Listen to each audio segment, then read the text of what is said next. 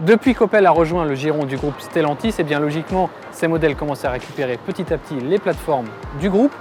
Et c'est le cas désormais pour sa grande star à Opel, l'Astra, qui partage la plateforme de la Peugeot 308. On a donc deux voitures qui sont très proches techniquement.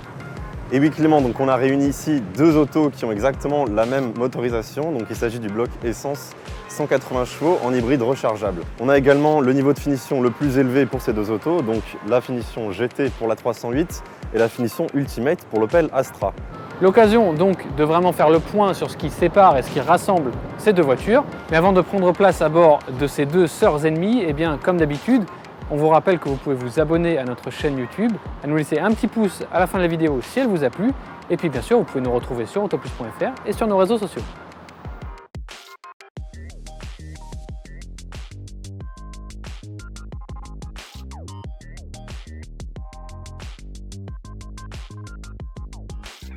Alors à bord de cette Peugeot 308, on retrouve sans surprise l'architecture habituelle de Peugeot, donc le e-cockpit, à savoir les compteurs qui se lisent par-dessus d'un petit volant qui doit donc être positionné un petit peu en bas.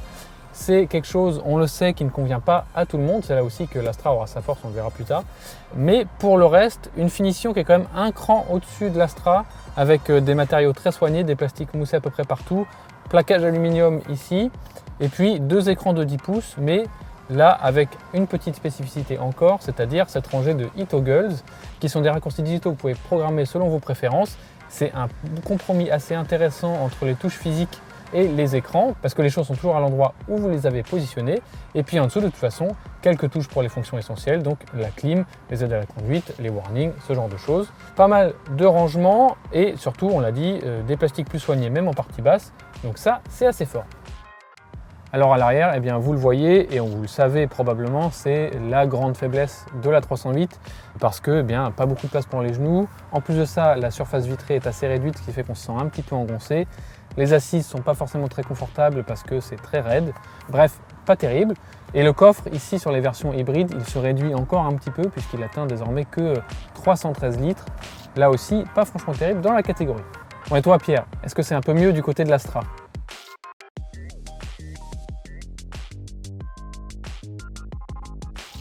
Alors oui Clément, dans cette Astra, on a vraiment quelque chose qui est plus sobre et plus simple que dans la Peugeot 308. Mais cette sobriété n'est pas du tout au détriment de l'ergonomie, puisqu'on va le voir, cette Opel, elle est quand même très fonctionnelle. On ne retrouve pas le fameux iCockpit de Peugeot. Ici, on a ce qu'ils appellent le Pure Panel. Donc c'est ce grand bandeau noir laqué avec deux écrans de 10 pouces. Du coup, ici, on ne retrouve pas non plus le petit volant façon Peugeot. On retrouve un volant qui est quand même plus classique. Bien évidemment, sur l'écran du tableau de bord, ici, on ne retrouve pas d'instrumentation 3D comme sur sa rivale du jour, la Peugeot 308. Ici, on a un affichage plus simple en 2D, mais qui reste quand même très lisible, et même un petit peu plus lisible que celui de la Peugeot. Sur la finition Ultimate, donc la plus haute sur cette Opel Astra, on retrouve un affichage tête haute qui n'est pas présent sur sa rivale du jour, la Peugeot 308. Enfin, au niveau de la finition générale, donc elle apparaît peut-être un petit peu moins flatteuse à l'œil que celle de la 308, à l'image par exemple de ces nombreux plastiques brillants qu'on retrouve un petit peu partout, donc ici et là. Opel a fait aussi le choix de plastiques un petit peu moins flatteurs qui vont sûrement moins bien vieillir dans le temps, à l'image de ce rangement ici et surtout de cet emplacement-là avec un plastique un petit peu caoutchouteux qui va s'abîmer, je pense, dans le temps.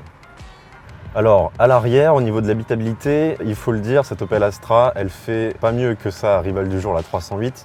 On se sent un petit peu engoncé. C'est un petit peu le principal défaut car la surface vitrée est assez réduite. Il fait assez sombre. Alors moi, je mesure quand même 1,87 m. On a quand même de l'espace au niveau de la tête, ça, il faut le noter. Au niveau des jambes, ça reste assez correct. Enfin, donc on retrouve, comme sur la 308, une place centrale arrière qui est quand même assez petite, ce qui n'est pas très pratique pour les longs trajets. Enfin, un dernier mot sur le coffre. Ici, on est à 313 litres, donc c'est exactement pareil que la Peugeot 308. Donc maintenant qu'on a vu l'habitabilité à bord, on va voir ce que ça donne sur la route.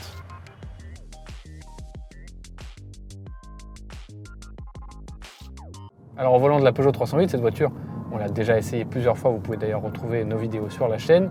Mais pour faire simple, la voiture garde un très bon dynamisme et surtout un très bon compromis, confort, dynamisme au niveau de l'amortissement. Ça, c'est quelque chose qui est très réussi. Alors évidemment, elle est quand même un peu moins sympa à conduire que la génération précédente, surtout ici en version hybride rechargeable qui rajoute 300 kg de batterie. Surtout que niveau performance, on n'est pas non plus sur quelque chose de décoiffant, et d'ailleurs un petit peu moins que l'Astra, curieusement. Donc on a un 0 à 100 qui a été mesuré par le Labo Auto Plus en 8,2 secondes, ce qui est bien dans l'ensemble, mais un petit peu moins que l'Astra. Et une consommation mesurée là aussi par Labo Auto Plus à 7,4 litres au 100 km une fois que la batterie est vidée. Et puis la batterie, justement, vous pourrez parcourir une grosse quarantaine de kilomètres. Encore une fois, les voitures sont proches, mais un petit peu moins bien pour la 308, c'est une surprise.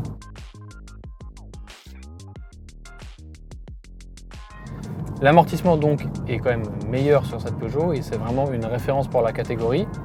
On profite aussi d'une insonorisation qui est légèrement meilleure.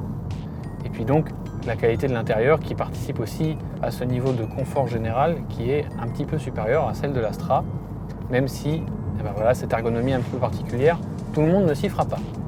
Un ensemble assez homogène donc et assez sympa à conduire quand même. Et du côté de l'Astra, ça donne quoi, Pierre ?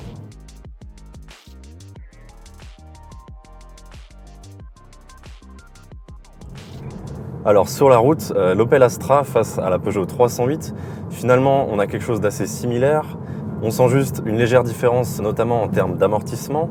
Celui sur l'Opel Astra est peut-être un petit peu moins finement réglé par rapport à la Peugeot 308, mais rien de vraiment dramatique. Alors on a notamment une petite différence en termes de performance pure. Sur nos mesures, on a relevé un 0 à 100 effectué en 7 secondes 8 sur cette Opel Astra, contre 8 secondes 2 sur la Peugeot 308, alors qu'elles ont le même moteur. Enfin, un dernier point au niveau de la consommation. Selon nos mesures effectuées au labo, c'est l'Opel Astra qui sort en tête. On mesure en moyenne au cycle mixte 7,2 litres pour cette Opel Astra. Donc c'est quand même 0,2 litres de moins que la 308. C'est encore un bon point pour cette Opel Astra qui donc sur la consommation fait mieux. Donc on se retrouve avec Clément pour faire le point sur les deux rivales du jour. On l'avait vu au cours de ce comparatif, on a quand même deux voitures qui sont très proches, qui partagent la même plateforme, qui ont les mêmes dimensions à peu près, qui ont une habitabilité similaire, mais ça ne veut pas dire pour autant qu'elles sont exactement pareilles, Pierre. Et oui, notamment au niveau de l'intérieur, donc on a quand même une finition qui est légèrement en dessous au niveau de l'Astra, avec une 308 qui est un petit peu plus flatteur à l'œil à bord. Mais sur l'ergonomie de l'Astra, elle est quand même assez classique et plutôt pratique. Voilà, une Astra qui est donc finalement un peu plus pragmatique.